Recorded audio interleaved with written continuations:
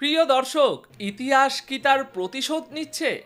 যে নেতানিয়াহুর এক ইশারায় গাজা ধ্বংসস্তূপে পরিণত হয়েছে, সেই নেতানিয়াহুই আজ নিজের দেশের নিজের প্রেসিডেন্টের দরজায় ভিখারির মতো ক্ষমা চাইছেন। হ্যাঁ, ঠিকই শুনেছেন। ভাবুন তো, গাজায় 70,000 মানুষের মৃত্যু, যার কাছে কোনো ব্যাপারই ছিল না, আজ সেই লোকটাই নিজের দুর্নীতির মামলা থেকে বাঁচতে কেন এত মরিয়া? কিন্তু এখানেই গল্পের শেষ নয়। নেতানিয়াহু নিজের অজান্তেই এমন এক ভয়ঙ্কর আইনি ফাঁদে পা দিয়েছেন, যেখান থেকে বেরোনোর রাস্তা হয়তো একটাই, আর সেটা হলো তার রাজনৈতিক মৃত্যু। তাহলে কি সেই ফাঁদ? কেন তার নিজেরই আইনজীবী তাকে চোর স্বীকার করতে বলছেন? আর এর মাঝেই পোপ লিও এমন কি বলে বসলেন যা তেল আবিবের ঘুম হারাম করে দিয়েছে? আজকের এই প্রতিবেদনে আমি আপনাদের সামনে এমন কিছু সমীকরণ এবং চাঞ্চল্যকর তথ্য তুলে ধরব, যা মেন স্ট্রিম মিডিয়া আপনাকে সহজে বলবে না। নেতানিয়াহুর করো অথবা মরো পরিস্থিতি থেকে তুরস্ক ইরানের গোপন আতত সবকিছুই আছে এই প্রতিবেদনে। তাই রাজনীতির এই খেলা বুঝতে হলে ভিডিওটি শেষ পর্যন্ত দেখার অনুরোধ রইল। চলুন শুরু করা যাক আজকের এই গুরুত্বপূর্ণ প্রতিবেদন। দর্শক, ইসরায়েলের প্রধানমন্ত্রী বেঞ্জামিন নেতানিয়াহু এখন ক্ষমা চেয়ে বেড়াচ্ছেন, কারণ তার ক্ষমতার চেয়ারের উপর এখন তলোয়ার ঝুলছে। দুর্নীতির মামলা যেন তার গলার কাঁটা হয়ে দাঁড়িয়েছে, এবং পরিস্থিতি এমন পর্যায়ে পৌঁছেছে যে নেতানিয়াহু এখন খোদ ইসরায়েলের প্রেসিডেন্টের দরজায় গিয়ে হুমড়ি খেয়ে পড়েছেন একেবারে। নেতানিয়াহু তার দুর্নীতির মামলাগুলো থেকে রেহাই পেতে ইসরায়েলের প্রেসিডেন্টের কাছে ক্ষমা চেয়ে অফিসিয়াল অনুরোধ পাঠিয়েছেন। হ্যাঁ, ঠিকই শুনেছেন। ইসরায়েল এবং বিশ্বের প্রতিটি খবরের কাগজে আজ এই খবর ছাপা হয়েছে। তিনি অফিসিয়ালি অনুরোধ পাঠিয়েছেন যে আমাকে মাফ করে দিন। নেতানিয়াহু যুক্তি দেখিয়েছেন যে আদালতে বিচার বা ট্রায়াল চলার কারণে তার পক্ষে কাজ করা কঠিন হয়ে পড়ছে, এবং এই মামলাগুলো ইসরায়েলের ভেতরে ভয়ঙ্কর রাজনৈতিক বিভাজন তৈরি করছে।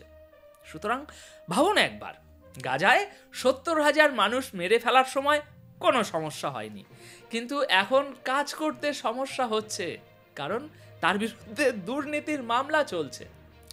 দর্শক, এশিয়ার এক মহামানব টাইপ নেতা এই নেতানিয়াহুর বিরুদ্ধে ঘুষ, জালিয়াতি এবং বিশ্বাসভঙ্গের মামলা চলছে, যদিও তিনি প্রথম দিন থেকেই এসব অস্বীকার করে আসছেন। নেতানিয়াহুর বর্তমান আইনজীবীরা বলছেন তারা নিশ্চিত যে এই বিচার প্রক্রিয়ায় নেতানিয়াহু নির্দোষ প্রমাণিত হবেন, কিন্তু তারপরও তারা, অর্থাৎ নেতানিয়াহুর আইনজীবীরা, প্রেসিডেন্টের কাছে লিখিতভাবে ক্ষমার আবেদন পাঠিয়েছেন। নেতানিয়াহু তার নিজের দলের এক ভিডিও বার্তায় বলেছেন, যারা দেশের ভালো চান তারা যেন আমার এই পদক্ষেপকে সমর্থন করেন। মানে, আমি যে ক্ষমা চেয়েছি, আপনারা বলুন হ্যাঁ, ওনাকে ক্ষমা করে দেয়া হোক। তার দাবি, বিচার চলতে থাকলে সমাজ ভাঙন এবং বিশৃঙ্খলার দিকে এগিয়ে যাবে। দর্শক, এবার এই ঘটনা সংশ্লিষ্ট আরও দুটো বড় খবর আছে, মন দিয়ে শুনুন, বেশ মজা পাবেন। একদিকে নেতানিয়াহু তার দুর্নীতির মামলায় প্রেসিডেন্টের কাছে ক্ষমার ভিক্ষা চাইছেন, অন্যদিকে নেতানিয়াহুর একজন পুরনো আইনজীবী সামনে এসে বলেছেন, ভাই, ক্ষমা তো তখনই পাওয়া যায় যখন কেউ অপরাধ করে, আর যদি অপরাধ করে থাকেন তবেই তো ক্ষমা চাইবেন। তাই নেতানিয়াহুর আগে এটা স্বীকার করা উচিত যে তিনি দুর্নীতিবাজ, তিনি অপরাধ করেছেন, তারপর তিনি ক্ষমা চাইতে পারবেন। সুতরাং এখন নেতানিয়াহুর সামনে দুটো পথ খোলা। হয় তিনি অপরাধ স্বীকার করে অপমানিত হবেন, ক্ষমা পাবেন এবং রাজনীতি থেকে হাত ধুয়ে বিদায় নেবেন, কারণ একজন অপরাধীকে কে ভোট দেবে? অথবা তিনি অপেক্ষা করবেন আদালত তাকে কি শাস্তি শোনায় তার জন্য। চ্যানেল 12কে দেওয়া এক সাক্ষাৎকারে মাইক ফ্যাটম্যান, যিনি আগে নেতানিয়াহুর দুর্নীতির মামলায় তার ওকালতি করেছেন, তিনি বলেছেন ইসরায়েলের আইনে এটা একদম পরিষ্কার লেখা আছে যে ক্ষমা কেবল তাকেই দেয়া যেতে পারে যে নিজের অপরাধ স্বীকার করে নেয়। ফ্যাটম্যান স্পষ্ট বলেছেন, আইন অনুযায়ী ক্ষমা বা মার্জনা কেবল তিনিই পান যিনি অফেন্ডার বা অপরাধী। অর্থাৎ যিনি নিজের দোষ কবুল করেছেন। ফ্যাটম্যানের মতে নেতানিয়াহুর বর্তমান যে অবস্থা, আমি নির্দোষ, এবং একই সাথে এই ক্ষমার আবেদন, এই দুটো জিনিস আইনত একসাথে চলতে পারে না। যদি ক্ষমা চাইছেন তবে বলুন কেন চাইছেন, স্বীকার করুন যে আপনি চুরি করেছেন, তারপর ক্ষমা চান। এবার এই একই বিষয় নিয়ে তৃতীয় একটি চমকপ্রদ খবর শুনুন, এটাও আপনাদের বেশ ইন্টারেস্টিং লাগবে। ইসরায়েলের একজন প্রাক্তন প্রধানমন্ত্রী নাফতালি বেনেট, তিনি বলেছেন নেতানিয়াহুকে ক্ষমা তখনই দেওয়া উচিত যখন তিনি রাজনীতি ছাড়ার এবং ভবিষ্যতে আর রাজনীতি না করার পাকাপোক্ত ওয়াদা করবেন।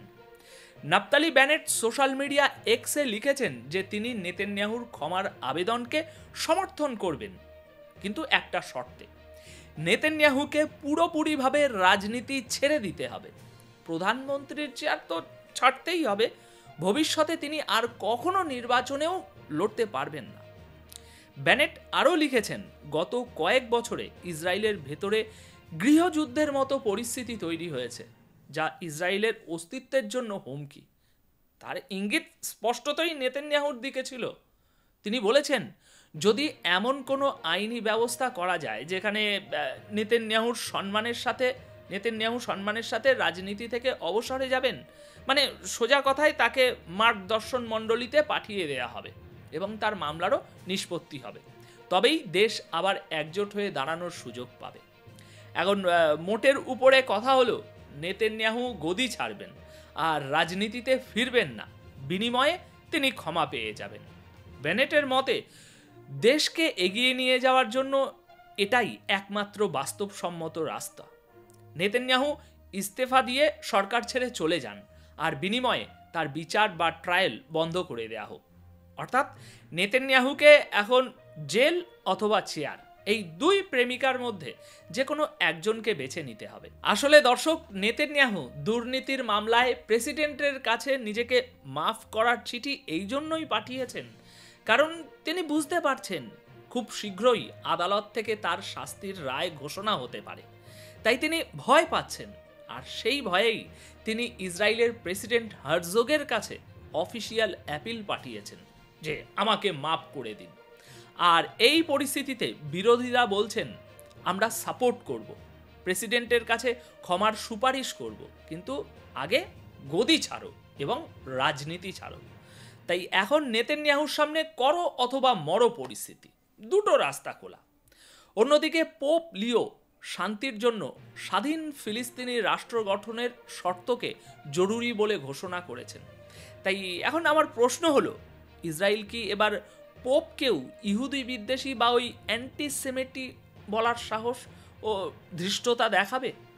খ্রিস্টানদের সবচেয়ে বড় ধর্মীয় গুরু পোপ লিও পরিষ্কার ভাষায় বলেছেন, বহু বছরের পুরনো ইসরায়েল ফিলিস্তিনি সংঘাতের একমাত্র সমাধান হলো ফিলিস্তিনি রাষ্ট্র, একটি স্বাধীন ফিলিস্তিনি রাষ্ট্র।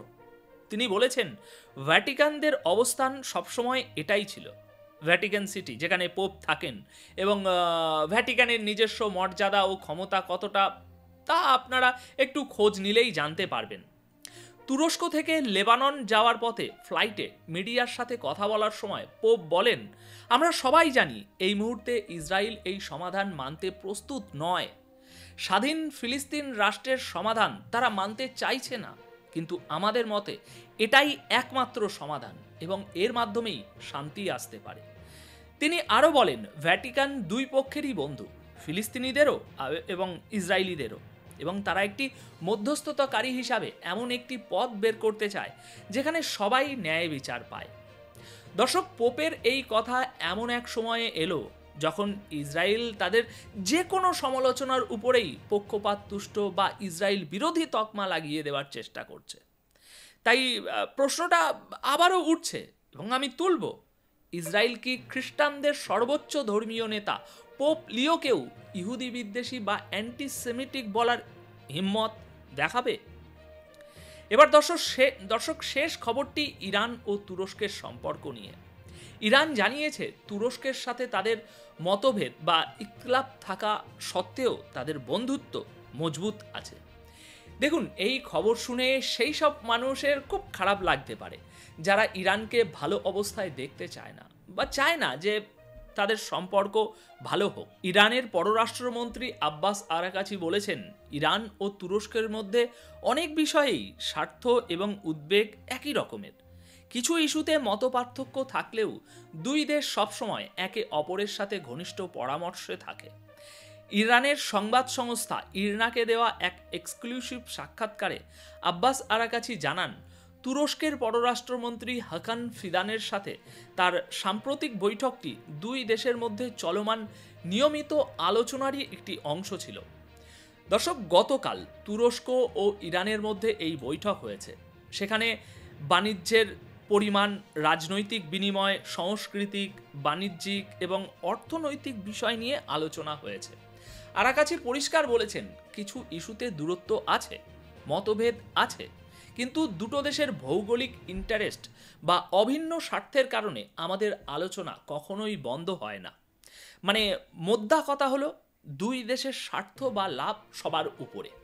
মতভেদ গোল্লায় যাক, আমরা আমাদের নিজেদের লাভ দেখছি এবং এই লাভের জন্য কথাবার্তা ও সম্পর্ক বজায় থাকবে। ইরানি পররাষ্ট্রমন্ত্রী এটাও বলেছেন যে ইরান ও তুরস্কের মধ্যে একটি পরিষ্কার বোঝাপড়া আছে এবং আমাদের সম্পর্ক বন্ধুত্বপূর্ণই থাকবে, তা পরিস্থিতি যেমনই হোক বা মতভেদ যতটাই থাকুক। এটা আব্বাস আরাকাচির নিজের কথা, অর্থাৎ ইরান বলছে তারা এরদোয়ানের হাত যে কোনো পরিস্থিতিতেই ছাড়বে না। দর্শক, আজকের এই পুরো ঘটনা প্রবাহ বিশ্লেষণ করলে একটা বিষয় একদম জলের মতো পরিষ্কার হয়ে যায়। ক্ষমতার মোহ মানুষকে কতটা অন্ধ করে দিতে পারে। নেতানিয়াহুর এই যে ক্ষমা ভিক্ষা চাওয়া, এটা কেবল তার ব্যক্তিগত ভয়ের বহিঃপ্রকাশ নয়, এটা হলো একটি রাষ্ট্রের অভ্যন্তরীণ কঙ্কাল বেরিয়ে আসার দৃশ্য। যে যখন কোনো শাসক নিজের গদি বাঁচাতে বিচার ব্যবস্থাকে ম্যানুপুলেট করতে চান, তখন বুঝতে হবে সেই শাসকের পতন কেবল সময়ের অপেক্ষা মাত্র। আমার পর্যবেক্ষণ বলছে, ইসরায়েল এখন দ্বিমুখী সংকটে। একদিকে অভ্যন্তরীণ গৃহযুদ্ধের আশঙ্কা, যা খোদ তাদের প্রাক্তন প্রধানমন্ত্রীরা বলছেন, আর অন্যদিকে আন্তর্জাতিক মঞ্চে তাদের একঘরে হয়ে যাওয়া, যাকে পোপ লিওর মতো ব্যক্তিত্বও আজ প্রশ্নবিদ্ধ করছেন। আর ঠিক এই সুযোগটাই কাজে লাগাচ্ছে ইরান এবং তুরস্ক। তারা নিজেদের মতভেদ ভুলে একজোট হচ্ছে, কারণ তারা দেখছে তাদের প্রতিপক্ষ আজ দুর্বল। আমার রাজনৈতিক বিশ্লেষণ বলে, নেতানিয়াহু হয়তো আইনি মারপ্যাচে কিছুদিন সময় কিনে নিতে পারবেন, কিন্তু ইতিহাস সাক্ষী, জনগণের বিশ্বাস এবং নৈতিকতা হারিয়ে কেউ বেশি দিন টিকতে পারে না। নেতানিয়াহুর এই শেষ খেলা হয়তো মধ্যপ্রাচ্যের মানচিত্র না বদলালেও ইসরায়েলের রাজনৈতিক ভবিষ্যৎ চিরতরে বদলে যাবে।